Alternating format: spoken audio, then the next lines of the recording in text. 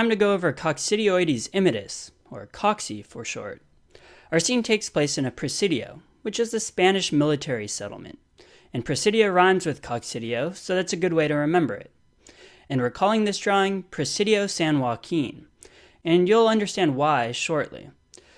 Now, presidios are very common in California and the southwestern United States, and it just so happens that this is exactly the geographical distribution of Coxy.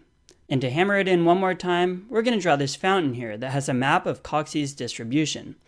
Notice it's very different from the distribution of blasto and histo, so the location can really help be a dead giveaway. And this becomes especially important when you see that it is very similar to the other systemic fungi in the route of transmission and in symptoms. And the route of transmission is that Coxy is inhaled as a single arthroconidium, which normally resides within dust. Now, the chance of infection is greatly increased when there are large amounts of dust dispersed into the air. For example, frequent dust storms in the San Joaquin Valley of California cause a large incidence of Coccidioidomycosis, which is why another name for Coxy infection is San Joaquin Valley fever. So now you know why we call it Presidio San Joaquin. Additionally, large amounts of dust can be displaced following earthquakes. During the Northridge earthquake of '94 near Los Angeles, the incidence of Coxy infection increased tenfold. And of course, earthquakes are very common in California. So we're going to draw in some large cracks in the ground of our presidio, as if it just got hit by an earthquake. And this is to remind you that this too is a risk factor for spread of infection. Okay, let's talk about some of the characteristics of the fungus. Like histo and blasto, Coxy is a dimorphic fungi with different forms and different temperatures. And you better remember what this symbol is for this dimorphism. Right, it's a butterfly. So we'll add that here. Now, for histo and blasto, we use the phrase mold in cold and yeast in heat to differentiate between the fungus outside of the body and inside the body. While Coxy is dimorphic, it doesn't exactly follow this adage. It is a mold in the cold. However, when it's in the body, in the heat, it's actually a spherule of endospores.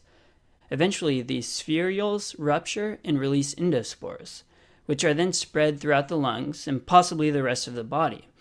To demonstrate this spherule packed with endospores, we've drawn these tumbleweeds. See how it looks like there are little circles in these big spheres? This is very similar to what you see in smears. And the last thing we want to bring up regarding these spherules is their size. It's not important to know the actual size, but you should know that the spherules are larger than red blood cells. Remember, we said histo was significantly smaller, and blasto was the same size as red blood cells. So that means Coxy is the largest. And we'll represent this by having a red sombrero blowing in the wind and rolling right next to this tumbleweed. Since we have it positioned on its side like this, it looks somewhat like a red blood cell. And you'll notice that it pales in size to the tumbleweed, or spherule. So what are the clinical features of San Joaquin Valley fever? In the majority of healthy people, it's actually asymptomatic or subclinical.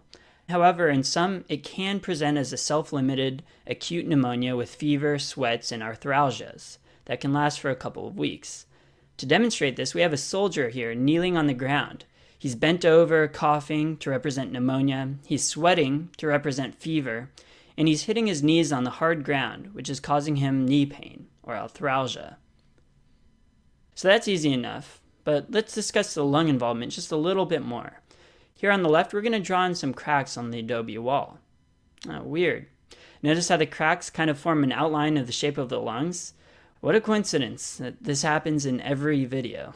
Anyway, with Coxy infection, radiographical images can be unremarkable in the majority of patients, but others may show some cavities or nodules, or both.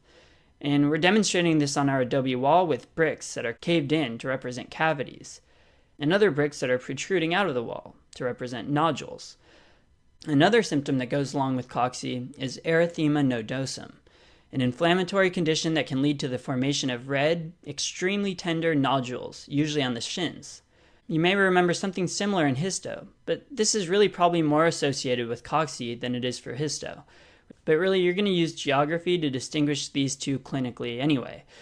We're going to make these pillars on the presidio resemble shins, to remind you where the nodules usually form. It's really important to remember that erythema nodosum symbolizes a robust immune response, so it's only generally seen in healthy people. So since this is your third systemic mycoses, you should know the drill by now.